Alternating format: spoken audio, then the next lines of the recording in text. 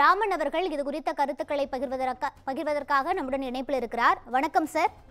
கரூர்ல கூட்ட நெரிசல்ல சிக்கி 41 பேர் உயிரிழந்த இந்த வழக்கை சிபிஐ விசாரிக்கலாம் அப்படின்னு சொல்லி உச்சநீதிமன்றம் உத்தரவிட்டிருக்கு. இதை நீங்க எப்படி சார் பாக்குறீங்க?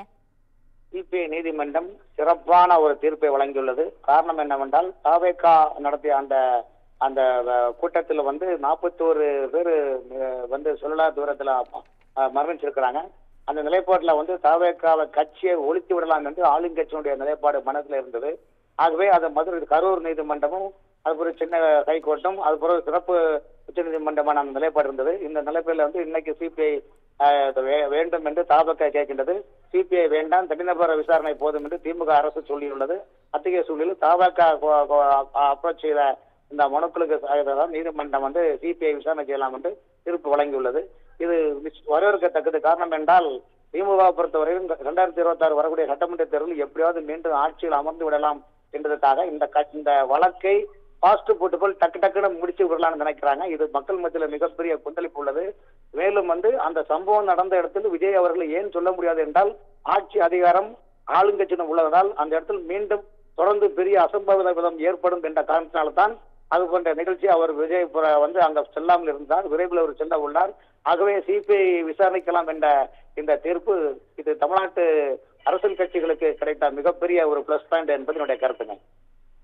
சார், அதே போல இந்த கரூர் கூட்ட நெரிசல் வழக்குல நேர்மையான விசாரணை தேவை அப்படிங்கறதால தான் நாங்க இந்த வழக்கை சிபிஐக்கு மாத்துறோம் அப்படின்னு உச்சநீதிமன்றம் சொல்லியிருக்காங்க. அப்போ ஐஜி அஷ்ராகார் தலைமையில் அமைக்கப்பட்ட அந்த எஸ்ஐடி குழு சரியா விசாரிக்க மாட்டாங்க அப்படின்ட்டு உச்சநீதிமன்றம் சொல்ல வராங்களா? இருக்கலாம். காரணம் என்னவென்றால் தமிழ்நாட்டை பொறுத்தவரையிலும் திமுக அரசு பல்வேறு வழக்குகளை அவங்க போட்டிருக்காங்க. நீதிமன்றம் பல முறை தமிழக அரசுக்கு குட்டு வைத்துள்ளது. அந்த அடிப்படையில் பார்க்கும்போது கண்டிப்பாக அந்த ஒரு நபர் கமிஷனால் நிச்சயமாக இது சரியான ஒரு தீர்ப்பு கிடைக்காது என்பது மட்டுமல்ல. ஏன் அப்படி என்றால் தமிழக அரசு ஏன் நீதிமன்றத்தில் ஒரு நபர் கமிஷனை நம்புங்கள், நாங்கள் இதன் மூலமா சரி செய்து விட என்ன காரணம்? சிபிஐ வழக்கு என்றால் சிபிஐடம் கொடுக்க வேண்டியதானே, அதை விட்டுக்கிட்டு சிபிஐ விசாரணை வேண்டாம் என்று சொல்லுது. அப்போ தங்களுடைய மடியில் கனவுல இருந்ததுன்னு அர்த்தம். ஆகவே நீதிமன்றம் தீர்ப்பு கொடுத்தது வரவேற்கத்தக்கது. சார், இந்த கரூர் கூட்ட நெரிசல் சம்பவத்தை வச்சு பாஜக அரசியல் பண்ண பாக்குறாங்க அப்படின்னு சொல்லிட்டு ஒரு பரவலான விமர்சனம் இருக்கு. இதை நீங்க எப்படி சார் பாக்குறீங்க?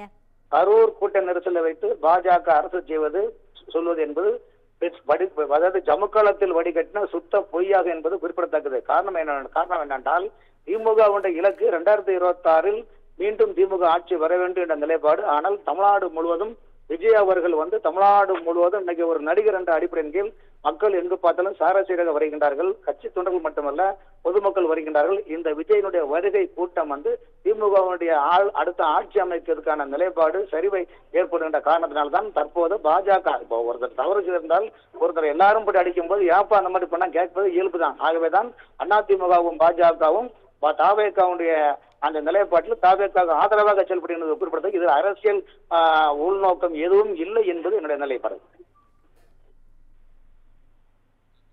நன்றி சார். இணைப்பில் உங்களது கருத்துக்களை பகிர்ந்தமைக்கு நன்றி. நன்றி.